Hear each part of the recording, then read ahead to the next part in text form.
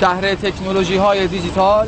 رئیس جدید رسانه ملی چهره‌ای برخواسته از بدنه کارشناسی سازمان صدا و سیماست. اینجا هیروشیماست. دکتر پیمان جبلی در دهه‌های 70 و 80 در بخش‌های مختلف خبری و تولیدی رسانه ملی به عنوان دبیر، سردبیر، کارشناس و نویسنده حضور فعال داشته است. حوزه نفوذ و اقتدار ایران از شبه قاره هند شروع میشه تا منتهای غرب آفریقا و تا قلب قاره آفریقا و کل منطقه غرب آسیا و حتی مناطقی از اروپا. از مهمترین دستاوردهای دکتر جبلی در دوران تصدی معاونت برون مرزی رسانه ملی میتوان به تأسیس خبرگزاری تصویری بین‌المللی ایران پرس، العالم سوریه و راه‌اندازی 2 شبکه رادیویی و تلویزیونی اینترنتی هوسا و پرس تیوی فرانسوی اشاره کرد.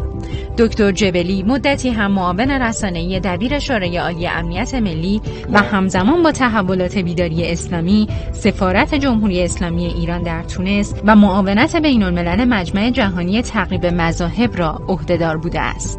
رئیس جدید رسانه ملی که به 2 زبان انگلیسی و عربی مسلط است، در زمان جنگ 33 روزه سال 2006 مدیر دفتر العالم در بیروت بوده. تمام فشارهای دشمنان بر روی جمهوری اسلامی، بر روی مقاومت، بر روی یاران مقاومت در منطقه واکنش است و نه کنش، انفعال است و نه یک حرکت فعالانه. صدا و سیمای مطلوب، صدا و سیمایی که هر سریالش یک بار از روش نظام برداره، هر یک گزارش خبری تحقیقیش یک بار رو از دوش دولت و از دوش نظام برداره. دکتر جبلی که امروز با حکم رهبر معظم انقلاب اسلامی به ریاست رسانه ملی منصوب شد، 8مین رئیس سازمان صدا و سیما به حساب می‌آید.